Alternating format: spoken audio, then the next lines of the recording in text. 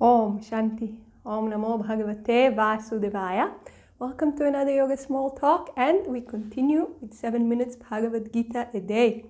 We are reading from chapter 4, and we read verse 34 about how to approach a teacher, how to approach a proper teacher that can give us the proper knowledge. And verse 35 completes this teaching. 35, we will read together. Knowing that thou shalt not, O Arjuna, again get deluded like this, and by that thou shalt see all beings in thyself and also in me. So Lord Krishna is telling Arjuna, if you follow this instruction, if you get this teacher, like I told you, and follow the instruction on how to approach the teacher and to receive the teachings from the teacher, your delusion will be gone, and in the place of the delusion will come the highest knowledge. And this is a very important point, because in our day-to-day life, we basically follow the dictates of our mind. We ask ourselves every now and then, maybe I can do better, why did this happen to me, why did that happen to me? But we follow the dictates of our mind and we get deluded, like Arjuna was in the beginning of the teaching. Arjuna came to Lord Krishna and told him, doing my dharma will not do me any good. If I do the dharma of someone else, if instead of being a soldier, which is my dharma, I go and become a renunciate, which is the dharma of the Brahmanas, I will be better. So Arjuna was completely deluded. Why was he deluded? Because he was following the dictates of his mind. But fortunately for him, he already saw that the dictates of his mind are not completely reliable. So he surrendered himself to Lord Krishna and asked the questions and asked for teachings. And this is how he was transcending his own mind. But when we follow the dictates of our own mind, we remain deluded. And Swami Brahmananda of the Yoga Retreat likes to tell the story, which is, I think, relevant here, from the teachings of Ramana Maharshi, that say that two policemen were chasing a thief. And the thief ran around the corner, and one of the policemen came. The thief knocked down the policeman, took his clothes, and then came to the other policeman, pretending now the thief is pretending to be the policeman, and telling the other one, let's go chase him, he went that way. And the teaching is that this is kind of like our meditation when we are not guided.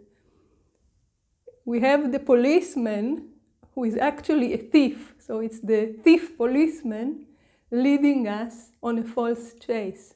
Meaning our mind takes us deeper and deeper and deeper into the delusion. So we need someone, we need a wise teacher to come and take us out of this delusion, because we need this external perspective of wisdom, someone who will help us transcend our own mind and take us into wisdom. Otherwise, we are completely in the hands of our own mind, and it's not trained and it's not endowed with the yogic wisdom.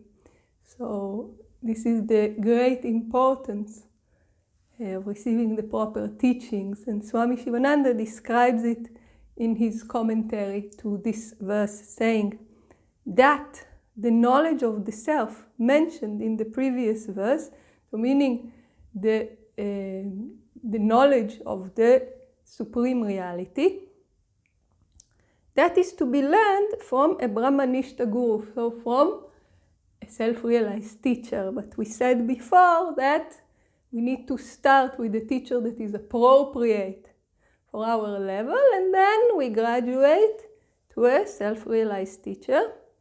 And Swami Shivananda reminds us that in verse 34, it was said that the knowledge will be obtained through prostration, questioning, and service. When you acquire this knowledge, you will not again be subject to confusion or error. You will behold the underlying basic unity. So, seeing God in all, the highest knowledge, which will be very, very, very beautifully described when we reach chapters 10 and 11. You will behold or directly cognize through internal experience or intuition that all beings, from the Creator down to a blade of grass, exist in your own self and also in me. So the Bhagavad Gita keeps reminding us that there is the intellectual knowledge, the knowledge that we receive and we need to reflect on and to meditate on. But when the knowledge really dawns on us, it becomes an experience. It's not just hearing that God is all-pervading and I am that, and reading the beautiful descriptions in the scriptures. It's actually having the experience of this knowledge, having the experience of the communion with God, and then having the experience that God is in everything and I am, of course, not different than that. And this is how we acquire the knowledge, and the description is very beautiful, internal experience. So it is a real experience that everything exists in your own self and also in me, which is not different. So this is the promise of this teaching.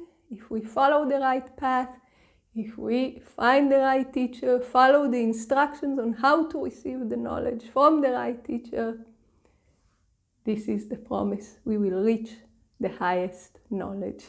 And what will be the situation once this knowledge dawns? This is described further in the next verses, so please join us for the next teaching. Om Shanti.